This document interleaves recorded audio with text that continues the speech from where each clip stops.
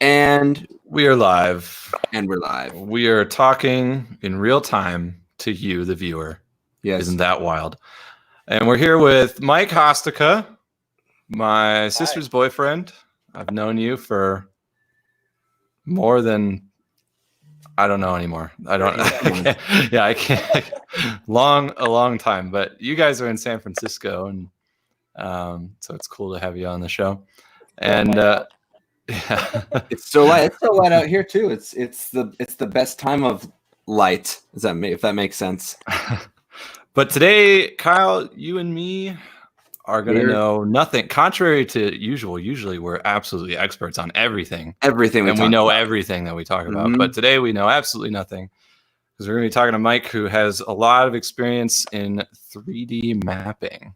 3D mapping and this crazy word called photogrammetry.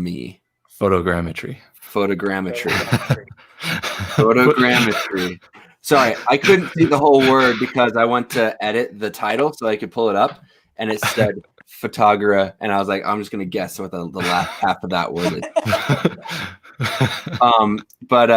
So we're super excited to learn about this stuff, and we're competing. We were talking about this earlier with the NFL draft. So seeing as it's the first sporting event on ESPN in the last month, we're probably going to have a small share of the viewership, but I'm excited. Well, you should watch this, though, because photogrammetry is real, and this season of the NFL might not be. It's not certain. Wow. Are they still doing sports? Are they social distancing? Like, all sports are currently social distancing, except there's a Taiwanese baseball league happening right now. They're playing without fans. They're just going to live stream the coaches playing Madden against each other. That's what they've been doing for baseball. Baseball players are just competing with each other on MLB The Show. If they got everyone to stream their screams into speakers to the stadium, then that might work. Yeah. I've seen people play NHL hockey or MLB The Show on the big screen at Coors Field, and it's pretty impressive how detailed it is from that far away. Wow.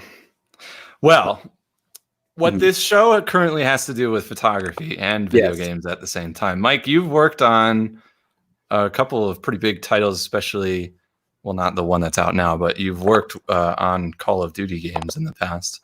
And recently in video games, they've been using photogrammetry to take pictures of objects and environments and digitally scan them into the game. And do you think you could kind of summarize kind of what it is and the process of that? Yeah. Basically, photogrammetry is the process of taking a lot of pictures around an object or a group of objects and running it through a software that can look at all the pictures from different angles and basically figure out what the shape of that object was, and then create, give you that object in 3D. So then you can import it into a game engine or, use it for, all kinds of purposes. But it's a very portable and cheap-ish way to get real objects that look real into, virtual environments. Which is pretty cool. I think that's got a huge place in the real estate business too, because people can make 3D walkthroughs and stuff like that, and 3D models of a whole apartment floor plan or something like that too, right? Yeah, it's used for agriculture, surveying, people figuring out property disputes. There's a ton of stuff. There's people use drones that you can actually program a flight path to get the most optimal, angle and coverage of, a certain amount of land or something. Mm-hmm. So it's used a lot in a lot of places as one of the more detailed and, accessible ways to get 3D stuff without lasers or LiDAR or, a lot of stuff like that. Well, if I ever have a property dispute, I'm going to call you and be like, listen, I got a 3D map of where the line is. Yeah. I'll supply your own drone. Can you imagine just slapping that in front of someone in the middle of a dispute who has no idea about like that's possible, and be like, well, actually, I have this 3D drone footage, Yeah. and so Yeah, regardless, I have this like 3D mesh right here. So yeah, and So so that's can you go ahead? sorry, I was going to say that's cool though, but we've got a couple of examples, right? So we can show some people what this looks like when it's all kind of completed. Yeah, and the examples that you'll be looking at are just things that me and Elise have scanned throughout the Bay Area over the last couple of years. Just kind of, it's fun, like as a hobby, just going around finding interesting shapes, graffiti, bunkers, statues, Yeah, all kinds of things, and seeing what we can do. right on. Will you share that with me again, because it stopped sharing for me somehow? Oh, yeah, I sent the link to Mitch as well for the website. Oh, okay. Mitch, is that what you So sent then me? I can send it to you again. I got it. Let me pull it up here. Boom, boom. It's the beach mouse. Yeah. Yeah, Sketchfab. Cool. And I should click on this this lion. Right on. Lion statue. All right, let me share this on the screen. Boom, boom, boom, boom. Share screen. Application window. Chrome tab. There we go. All right. So I can rotate this. Obviously, there's nothing below the statue. So this was all taken with a camera or a drone? This is a camera. This is the camera. Everything that we've done. Yeah. And theoretically, you could pretty much use really any camera. Like, could you even use a phone to do this if you had enough pictures? Yeah, absolutely. So there's a few caveats to that, but basically you can use any camera.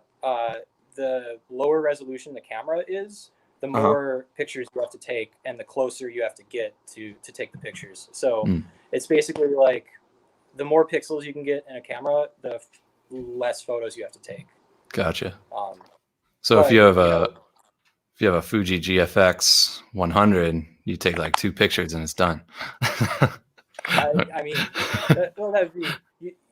So at the same time, you need like a lot of coverage. Like basically every picture you take, you want the next picture you take to be kind of shifted like in a different orientation, but then also still have like the same stuff in view of that image. So normal workflow would be you take like a picture, you move a little bit, you take another picture, you move a little bit, take another picture.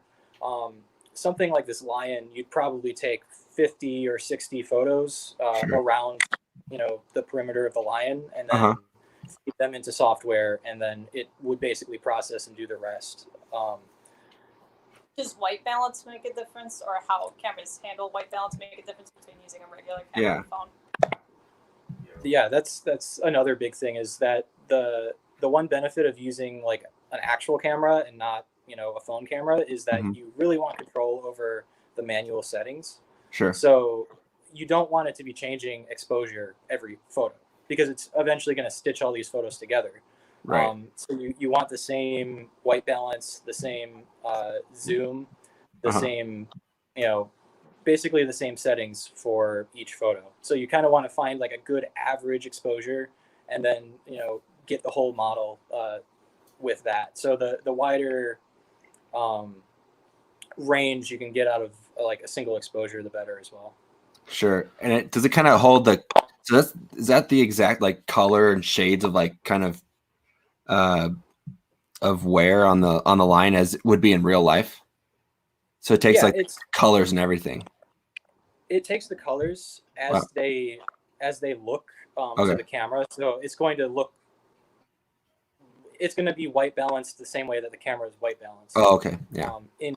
In games, it gets trickier because you want to then put that model in a bunch of different environments with different lighting. Like, I want to put this lion in a level in daytime in the desert, and then I also want to put it like indoors in a bunker or something. Like at that point, you need to do some tricks to get the actual color without lighting information in it. Right. So then there's a lot of tricks in the industry to do that, Mhm. but yeah. Also, for that kind of stuff, it helps to shoot it in a cloudy environment.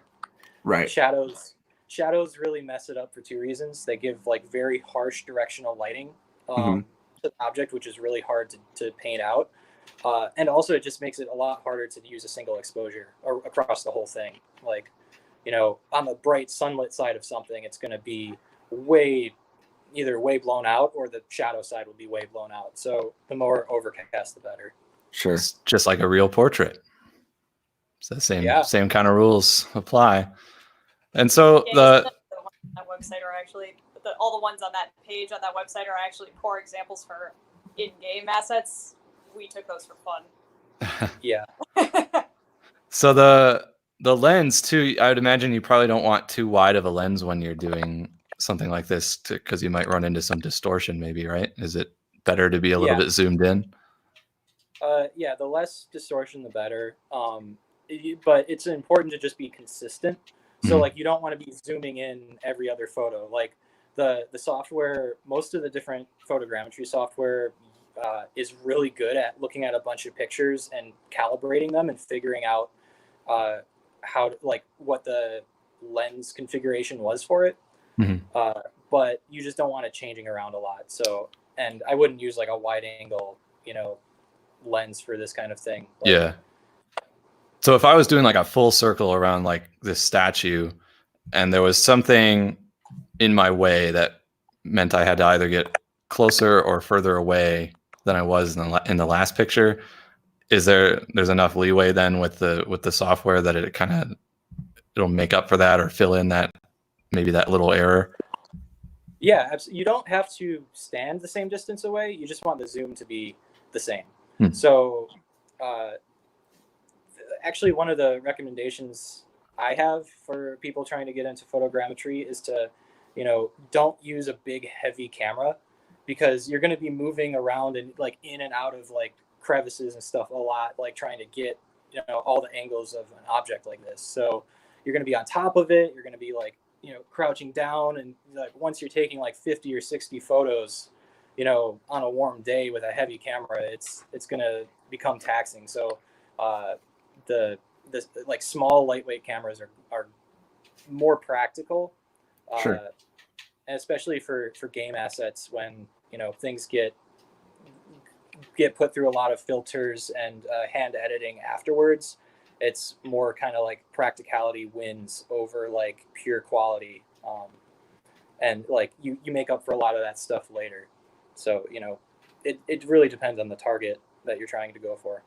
Got to pace yourself with 3D mapping. It's exhausting. Yeah, you don't want your giant lens. Like, probably not the best for specifically this. Gotcha. Plus you want to be tactful with your photos. If you end up with a ton of photos, the accuracy will be high, but it will also take like 10 years to spit out the model. Yeah, Right. The more pixels that your camera is giving you, the longer processing it is going to take. So if you can cover it in like 100 photos, that's good. 200 is probably pretty average for anything decent. And then once you get to like 300, 400, it's like, hey, can you chop this down any smaller?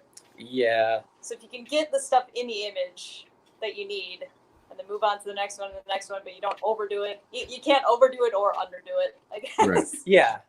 There's also techniques of like taking video and like taking every fifth frame or something like that. But it's tricky because it really needs to be like an action camera that it doesn't have a lot of motion blur. Crisp.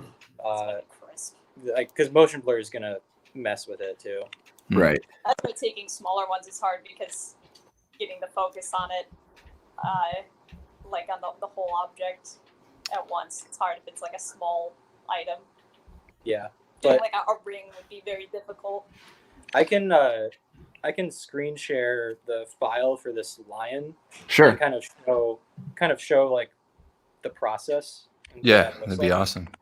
We need to know because me and Kyle need to go get a 3D scan of the Of the apocalypse horse. Oh, the apocalypse. Oh, yeah, the demon horse. Yeah, the demon horse. Lucifer. Yeah. Well, no, I thought you were gonna say like the camera shop because we miss it and we'd rather have. We could do that, but with like a full model. I mean, a building's probably pretty easy to do, huh? Well, maybe not. You have to get above it. The windows is rough because it's reflective. Sure. Our building, well, they're kind of they faces north, but it's still kind of reflective. So is Lucifer. Lucifer is kind of reflective. That's true. Have to do it on a cloudy day. Boom. So this is the file here. I'm gonna make it big so everyone can see it. There you go. Well, a little bigger. Cool. So all of these blue squares that you see in here represent all the different camera locations that were used to take this. So that's like where our hands were when we were holding the camera. Yeah, it went through and basically you feed it a bunch of photos. So here we have 99 photos. Once it processes them, it turns it into basically a point cloud, a very sparse point cloud. So if you zoom in, you can kind of see how it's just made up of points. Sure. So it's figuring out what the common points between each photo are. And from that, it can go back and kind of figure out where the camera was, which is really cool to kind of see the coverage in 3D of where you were standing as you were taking all these photos. Do you have to give it some sort of, how does it know like where to start with the shape? Does it just know based off of all the pictures that you've uploaded already, or do you have to take like some sort of wider reference photo for it to know? No, it figures it out all on its own. The one thing with that is that it doesn't really know which way is up or down. So if you wanted to use this for like GIS, imagery, or like figuring out use like farming or agriculture scanning or something where this needed to have a real world orientation, then you can put down little markers in the image and then say, hey, this is at this GPS location or whatever, and then it can figure itself out that way. Would you say it's kind of like how if you have like a really huge 1,000-piece puzzle and if pretend there was no edges to the puzzle, if it was perfectly spherical, you could start by just getting the pieces that looked like they were the same colors and kind of grouping it. It kind of does that with the pixels. Like it says, I don't know which way is up or down, left or right, but these pixels look like they belong together, so let's kind of stitch it. Yeah, that way. That's a good analogy.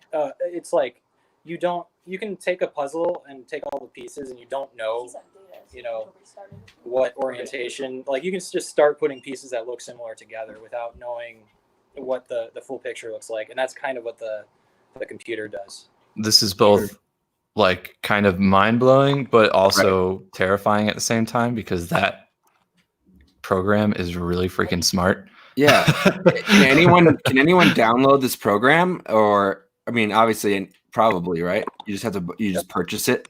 Yeah. This one is called Agisoft Metashape, and there's a couple others as well. This one, I don't want to quote a price yet because they update it, so I don't know what it is right now, but probably several $100s or something like that with the software. And then you can run in images and start to play with this stuff. There's also probably some free ones out there that you can play with. When I did a little photogrammetry thing at work, I tried to show in real time on Autodesk. Was it 123 scan? 123D. 123D. I think was. There's an Autodesk one that gives you a healthy amount of time on the free version. And I think, or you could lie and say you're a student. Oh, that's what I did. I lied. And I got when in doubt, lie and say you're a student. Yeah, definitely say that broadcasting. Yeah.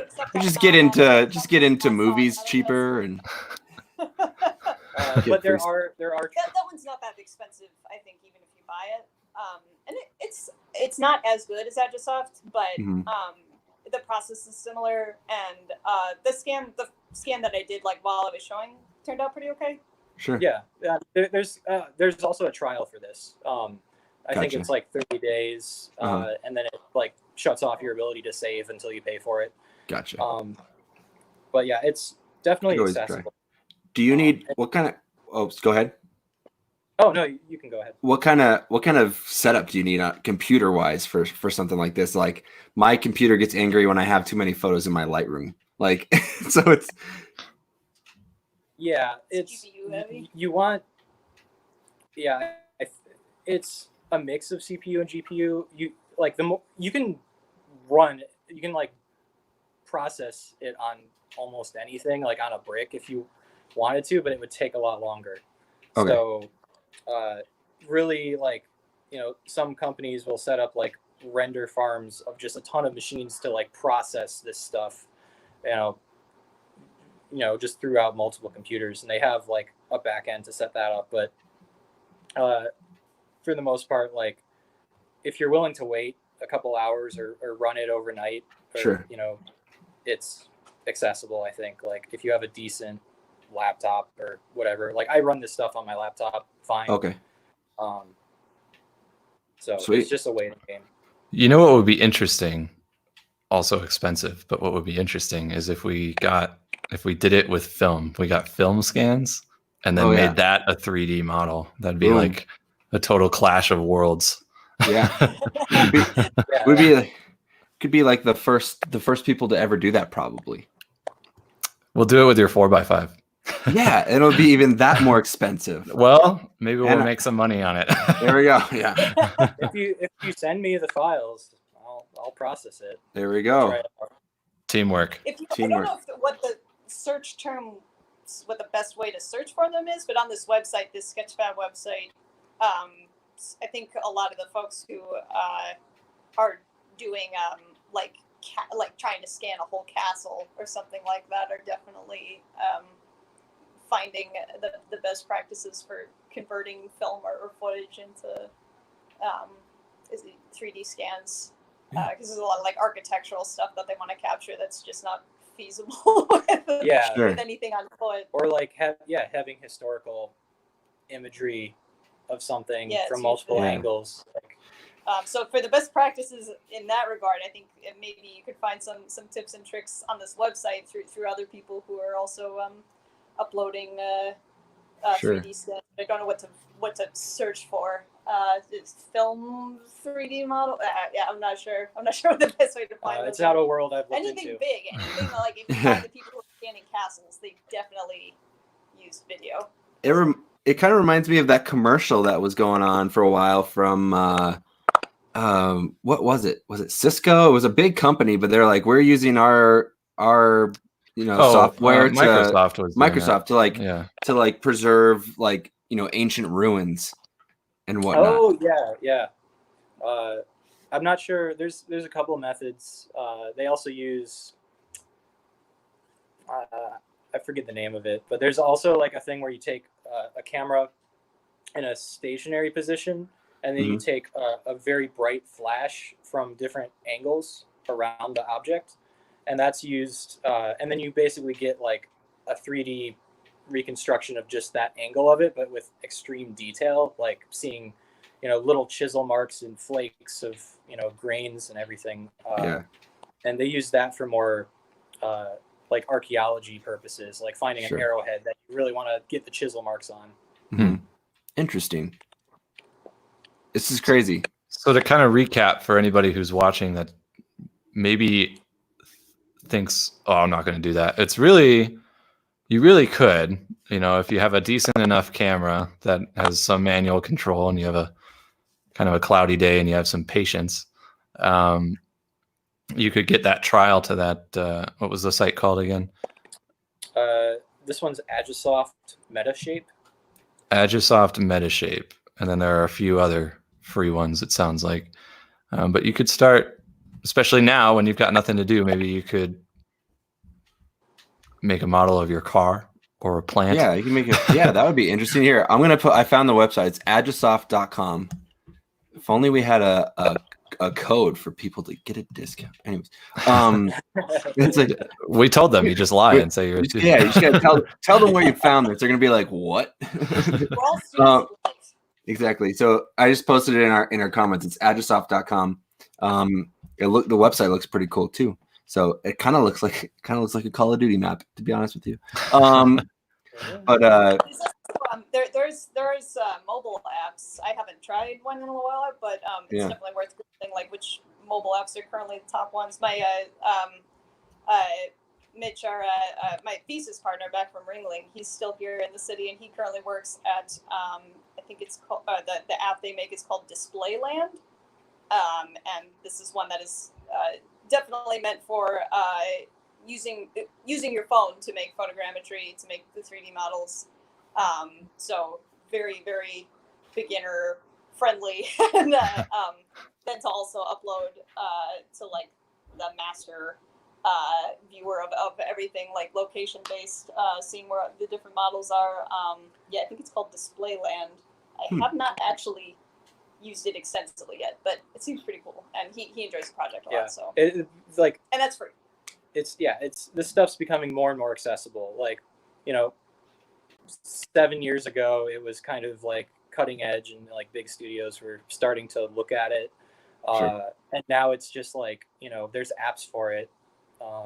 People are using phones to run it through. The software gets faster. It is it's tough to keep up with this stuff. It's crazy. You like I think I first heard about this when a Star Wars game came out, and it was a big deal because they were like, we have the actual Darth Vader helmet in the game, because they scanned the actual Darth Vader costume and put it in a game, which was cool.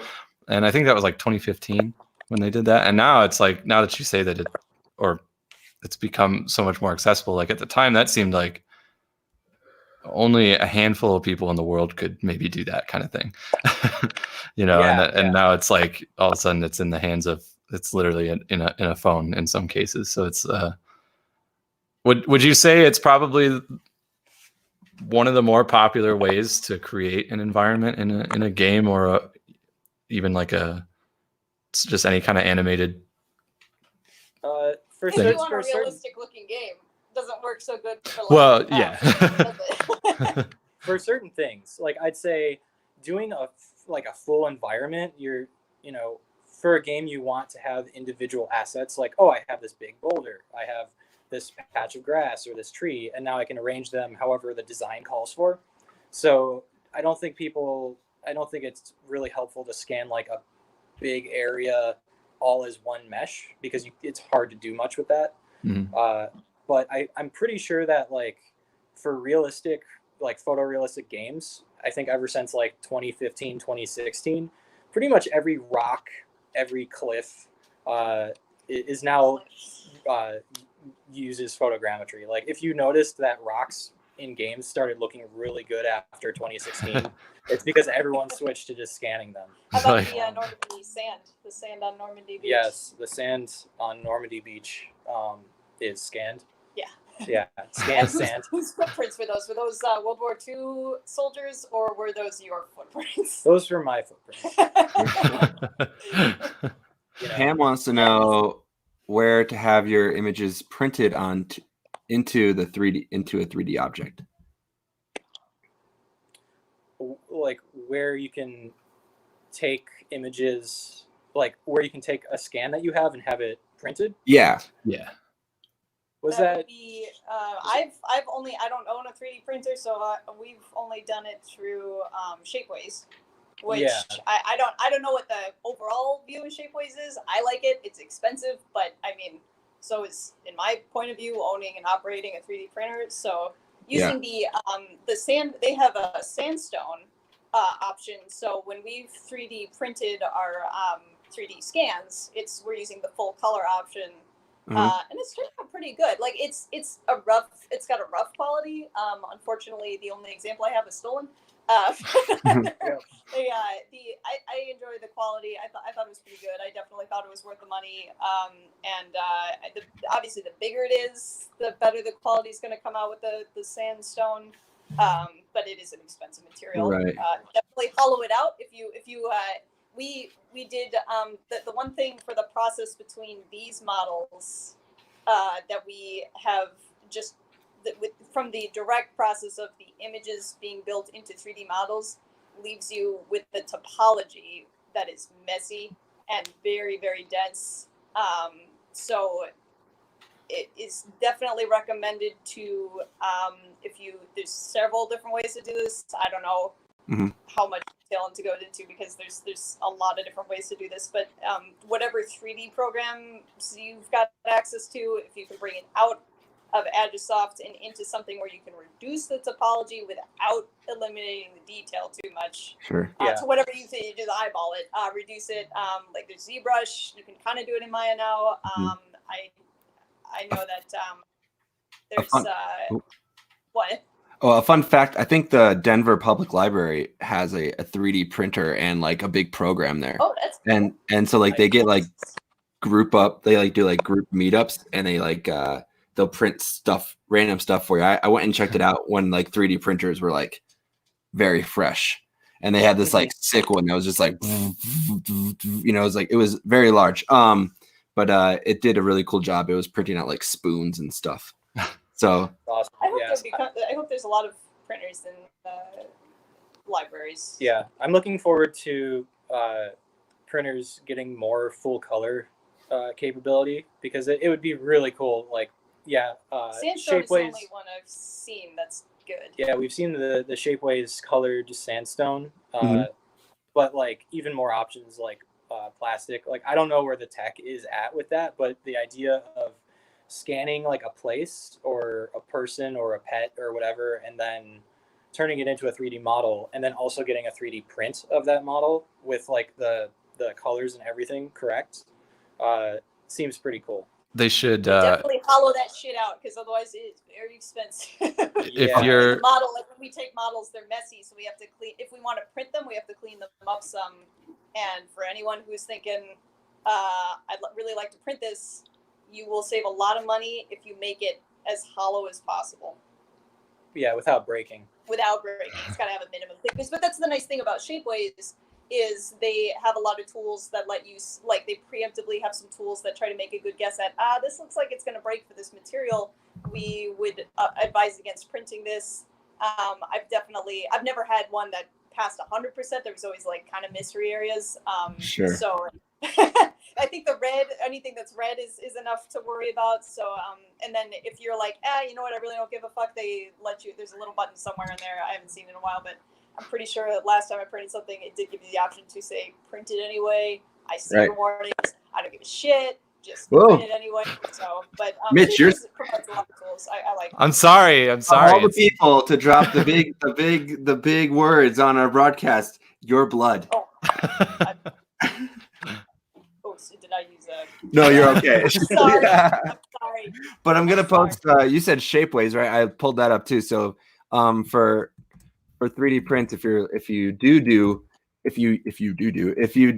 the Agisoft software and then you can get it out of there and get it into the right format to make a 3D print. We're suggesting maybe head to shapeways.com. And so I posted that in the comments as well for everyone watching. So I had a weird idea, and you kind of already answered my question, but it's to do with like scanning a person. If you're a wedding photographer, this would be kind of this. I don't know if this would be dumb, but you could take a picture of, you could get a scan of the dress and have a model of the dress. You could turn that into like an ornament, or you could do both of them standing together and you could put them on the cake, or you could, and then you could. I bet you could sell those for. That would be crazy. I would mark that up. Yeah. I would mark that way up. You'd need. I would sell it for so people are tough because they move. Mm-hmm. So we're going way back to like the 1900s when we're like, okay, don't move for 20 minutes while we make a 3D scan of you. Even then, like we've tried, and if you're moving around someone taking individual photos, people unintentionally move too much. So you basically need like a giant circular thing of cameras, from several angles. There's companies where they basically have a truck where in the back Mhm. they've built like this interior with like, you know, a green screen and like 60 cameras or something all around it, and they'll drive to a location and scan people in the back of the truck. Yeah. On during MLB photo days, we have Sony show up and they come and take pictures of every player, and they had like they must have had like 50 or 60 A7 Mark IIs just posted up, and they all take the same picture at the same time. Oh, is that to capture like that one, the one- action, like Yeah. mid swing, and then they can zoom all around it to show you every angle? Exactly. It's like That's for pretty MLB cool. the show. It's like the Matrix bullet time effect, but Yeah. you know, turning it into a model. Mhm. I just We have a question here on YouTube. Question is, in Illustrator, what extension can they save a file to print in 3D? That if you're going to Shapeways, Uh-huh. that was the one thing that was really rough. I think specifically because I was coming out of Maya, and Maya was not. I had to use an old version of Maya to get the right image. I think it was only taking material files. It was .mltl or something. Is this for Adobe Illustrator? Yeah. I would imagine. In that case, I'm not sure. If you're using a website, like if it's your own printer or if it's not Shapeways, I don't know. But if it is Shapeways, you can go to their website and look up. I'm pretty sure the only material they have that does color is sandstone. But I would go there and see. I'm hoping that they've updated it since the last time I tried to do a color 3D print, because it was a little selective in what image formats they were accepting to do their color prints. It was kind of specific. You had to export it and then upload it in a very specific file, like folder, a zip folder structure. I have always gotten it to work eventually, but that is the one part that's kind of a headache, is getting the correct image file format. But I think they're always updating things, so they hopefully will continue to offer more file formats that are more general. Sure.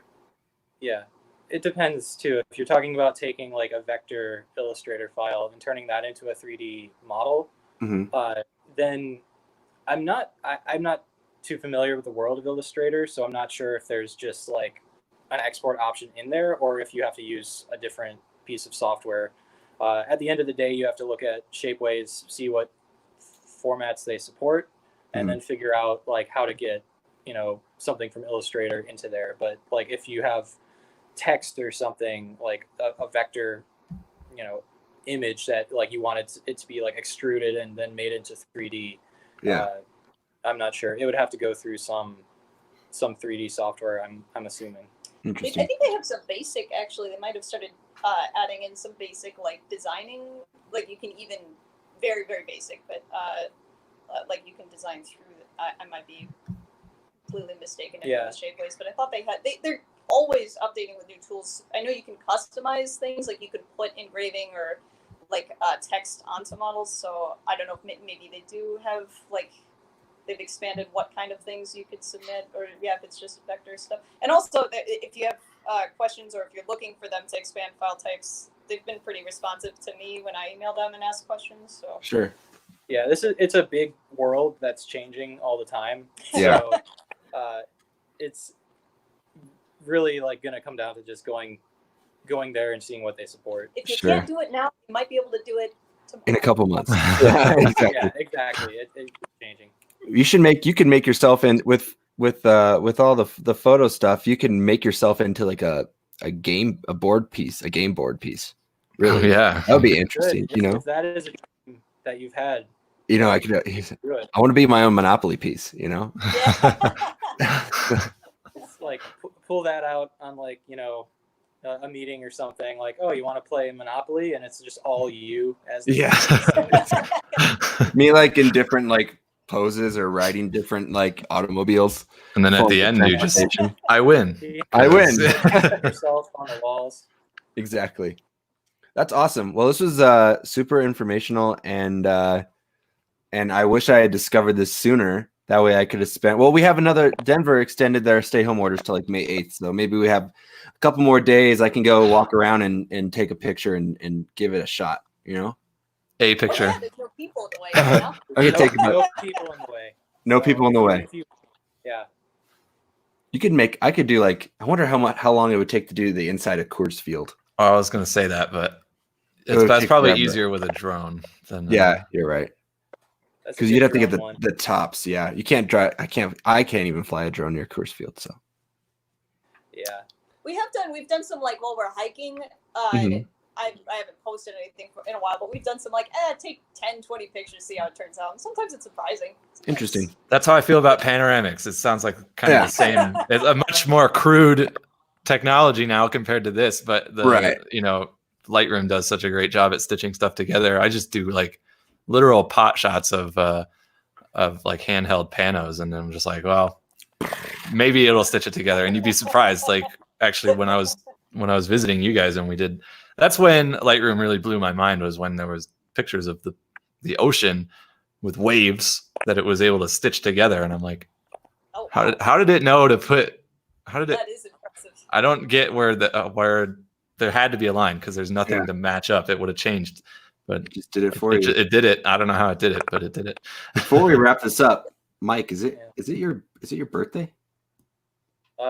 In what, 2 days? In 2 days? Okay, so this is an early birthday celebration. If we could call it a celebration. You're What'd gonna you have a do? huge party, right, with like 100 Yeah. people over?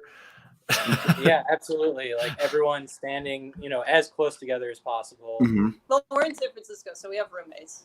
Yeah. Yeah, That's I have. hard. Yeah, you have. Yeah, the more roommates, the better, in my opinion. I was thinking like, the first 100 people who can like, blow out the candles on a cake, like everyone at once. At the same time, Cough it out. Cough the it out, candle. yeah. Yeah, exactly. You want to get productive phlegm to like put out the light. Yeah, it sounds like a case study. But scan the cake first. Yeah, scan the cake first, so you can do it again. Sweet. Well, this is it's just another example of how far photography reaches. It's goes into all different kinds of mediums you wouldn't expect. So very cool. I'm glad we talked about this stuff. I hope anybody watching maybe actually gives it a shot. I want to try it for sure. So yeah, it's gonna be cool. cool. It's not hard to get into. The first couple that you try might not turn out great, but like, it's like photography. You keep trying, you take a bunch, and some of them will turn out really cool, and then you'll have something that you can take with you, and maybe 3D print or whatever, and have like another way to document where you've been or what you've seen. It's pretty cool. That's interesting. Yeah, sweet. Well, thanks, Mike. Yeah, thank you. Mitch's sister. Sorry, I forgot your sister's name, Mitch. Oh, Elise. Thanks, Elise. Elise. Elise is off camera. She's here. Yeah, thanks for all the input. Yes. Awesome. Well, that's it for this week. We'll be back next week with some more guests. We're working on some people. We have another maybe potential drone photographer coming on. Oh yeah, Tuesday. Tuesday we've got my neighbor. He's like literally right next to me, and he uses really awesome, not just like DJI drones where everybody kind of gets the same shots with DJI drones, but he has a racing drone, but with a camera on top, a GoPro, and it's all stabilized and everything, so you can get some more aerobatic results. Yeah. So that'll be fun to talk about. It's gonna be awesome. He's also a macro photographer, so everyone's a macro photographer these days. Yeah, but he's got like really cool like insect photos. He's like a good macro photographer. A good. Yeah, not saying everybody's a bad macro photographer. No, I'm a bad macro photographer. So, right on. Everyone, have a good weekend, and we'll see you next week.